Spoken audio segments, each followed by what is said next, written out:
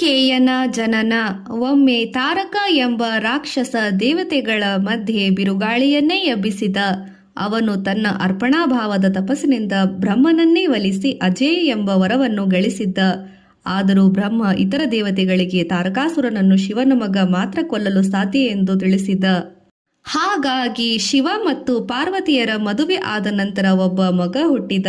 ಆದರೆ ಒಂದು ದಿನ ಮಗು ಕಳೆದು ಹೋಯಿತು. ಗಣಗಳು ಮಗುವನ್ನು ಎಲ್ಲೆಲ್ಲೂ ಹುಡುಕಿದವು, ಆದರೆ ಮಗು ಸಿಗಲಿಲ್ಲ. ಕೃತಿಕೆಯರೆಂದರೆ ನಕ್ಷತ್ರಗಳು, 6 ದೇವತೆಯರು ಪವಿತ್ರ ಗಂಗಾ ನದಿಯಲ್ಲಿ ಸ್ನಾನ ಮಾಡುತ್ತಿರಬೇಕಾದರೆ ಅವರು ಮಗು ತಮ್ಮೊಡನೆ ತೇಲಿ ಬರುತ್ತಿದ್ದನ್ನು ನೋಡಿದರು. ಬಾಲಕನನ್ನು ನೋಡಿ ಕೃತಿಕೆಯರು ತುಂಬ ಹರ್ಷಿತರಾದರು. ಬಾಲಕನ ಮೋಡಿ ಮಾಡುವ ದಿವ್ಯಕಾಂತಿ ಅವರು ಎಷ್ಟು ಗಲಿಬಿಲಿಗೊಂಡರೆಂದರೆ ಆ ಮಗುವನ್ನು ಎಷ್ಟು ಪೋಷಿಸಬೇಕು, ಯಾರು ಪೋಷಿಸಬೇಕೆಂದು ಕೇಳಿದರು. ಆದರೆ ಆ ಬಾಲಕನು 6 ಕೈಗಳು ಮತ್ತು 6 ಮುಖಗಳನ್ನು ಹೊಂದಿ ಅವರ ವಾದವನ್ನು ಬಗೆಹರಿಸಿದನು.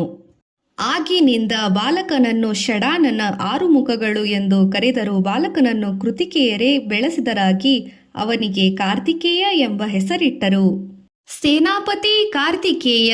ಕಾರ್ತಿಕೇಯನ ಜನನದಿಂದ ದೇವತೆಗಳು ಭಾವಪರವಶರಾದರು. ಅವರು ಕಾರ್ತಿಕೇಯನನ್ನು ತಮ್ಮ ಸೇನೆಯ ನಾಯಕನನ್ನಾಗಿ ನೇಮಿಸಬೇಕೆಂದು ಶಿವನಲ್ಲಿ ಮನವಿ ಮಾಡಿದರು. ಶಿವ ಅನುಗ್ರಹಿಸಿದ. ಕಾರ್ತಿಕೇಯ ದೇವತೆಗಳ ಸೇನೆಯ ಮುಖ್ಯಸ್ಥನಾಗಿ ಮಾಡಲಾಯಿತು, ಅಂದರೆ ಸೇನಾಪತಿ ಆದ.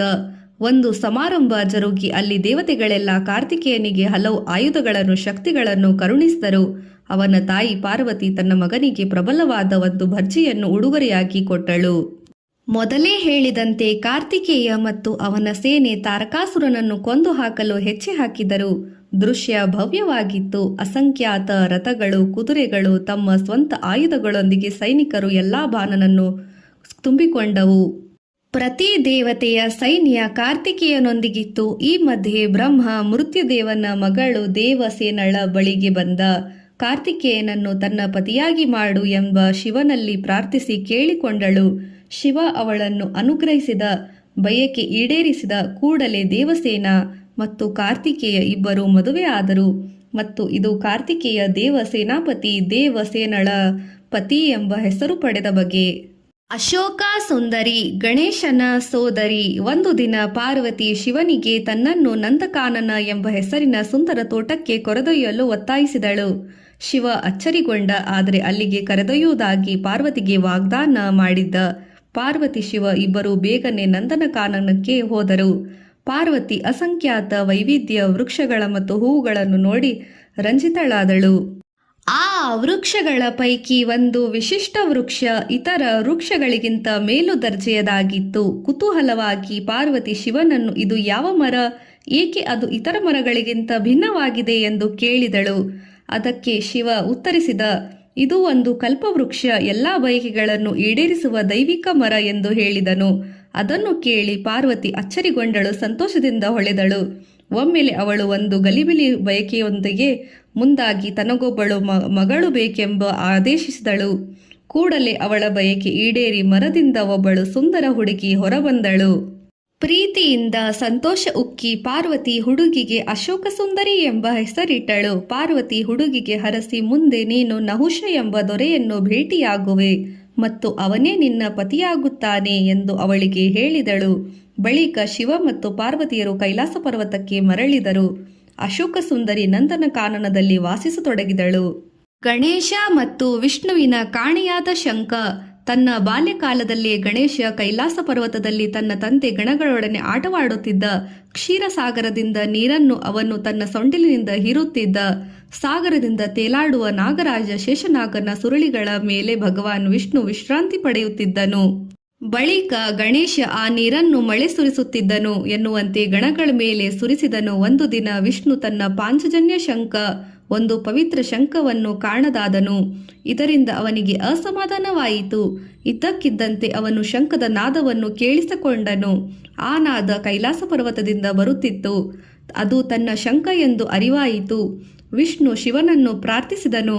ಆ ಪ್ರಾರ್ಥನೆ ಬೇಗ ಕೇಳಿಸಿ ಶಿವ ಅವನ ಮುಂದೆ ಬಂದು ಅವನ ಶಂಖ ಕೈಲಾಸ ಪರ್ವತದಲ್ಲಿದೆ, ಆದರೆ ಗಣೇಶನ ಬಳಿ ಇದೆ ಎಂದು ಹೇಳಿದನು. ಮತ್ತೆ ಶಂಖವನ್ನು ಪಡೆಯಲು ವಲಂಪುರಿ ಗಣೇಶನ ಒಂದು ಅಪರೂಪದ ಪ್ರಕಾರವಾದ ಪ್ರಾರ್ಥಿಸಲು ಕೇಳಿಕೊಂಡನು. ವಿಷ್ಣು ಗಣೇಶನನ್ನು ಗೌರವಿಸಿ ಧಾರ್ಮಿಕ ಆಚರಣೆ ಮಾಡಿದನು.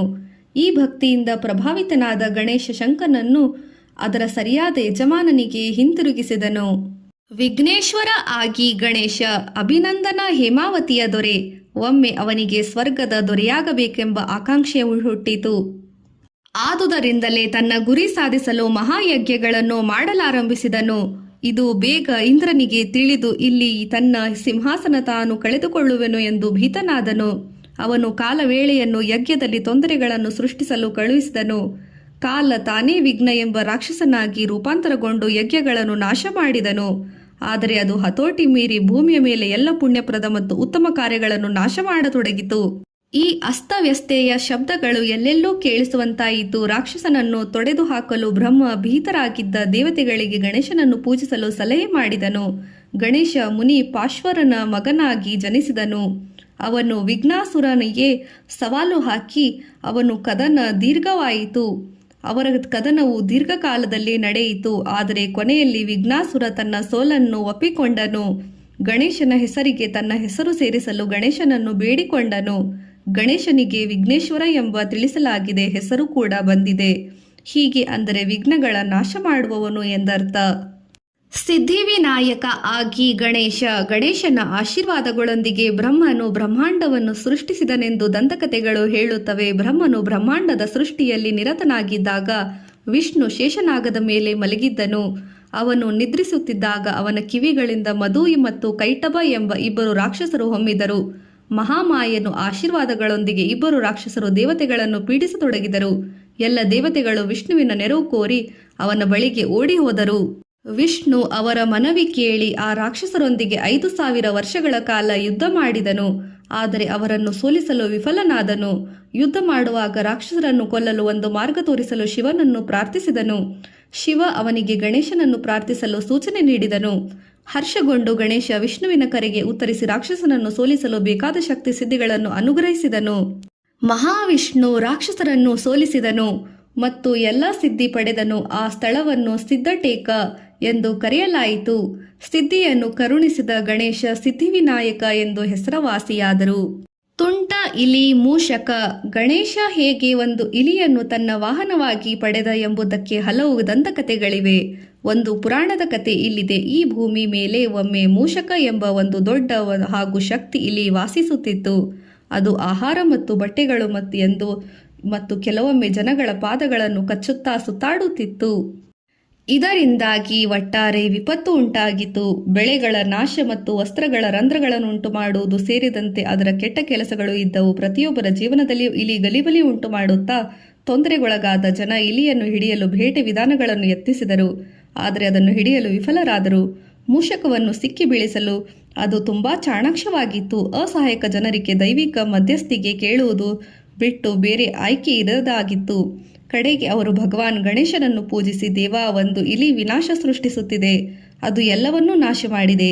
ನಾವೀಗ ಏನು ತಿನ್ನುವುದು ಮತ್ತು ಏನು ಧರಿಸುವುದು?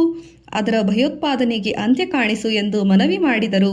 ಜನ ಗಣೇಶ ತಮ್ಮ ಸಂಕಟಕ್ಕೆ ಒಂದು ಕೊನೆ ಮಾಡುತ್ತಾನೆ ಎಂದು ನಂಬಿದ್ದರು. ಮೂಷಕ ಭಗವಾನ್ ಗಣೇಶನ ವಾಹನ ಆಯಿತು. ಭಾರೀ ಇಲಿ ಮೂಷಕ ಭೂಮಿಯ ಮೇಲೆ ಜನರ ಜೀವನವನ್ನು ಶೋಚನೀಯವಾಗಿಸಿತು. ಅವರಿಗೆ ಭಗವಾನ್ ಗಣೇಶನೇ ಒಂದು ಮೂಷಕ ಭಯೋತ್ಪಾದನೆ ಕೊನೆ ಮಾಡುವುದು ಬಿಟ್ಟರೆ ಯಾವುದೇ ಅನ್ಯ ಮಾರ್ಗವಿರಲಿಲ್ಲ. ದೇವಾ, ನಾವು ಈ ರೀತಿ ಬದುಕಲು ಆಗುವುದಿಲ್ಲ. ನಾವು ಬೇರೆ ಯಾವುದಾದರೂ ಸ್ಥಳಕ್ಕೆ ಹೋಗಬೇಕಾಗಿದೆ ಎಂದು ಗಣೇಶನಿಗೆ ಮೊರೆ ಹೋದರು. ಅವರ ಪ್ರಾರ್ಥನೆಗಳನ್ನು ಕೇಳಿದ ನಂತರ ಗಣೇಶ ಸ್ವಯಂ ತಾನೇ ಮೂಷಿಕನನ್ನು ನಿಭಾಯಿಸಲು ನಿರ್ಧರಿಸಿದ. ಅವನು ಭಕ್ತರಿಗೆ ಭಯಪಡಬೇಡಿ, ನಾನು ಅದನ್ನು ಸರಿಪಡಿಸುತ್ತೇನೆ ಎಂದು ಸಾಂತ್ವನ ನೀಡಿದನು.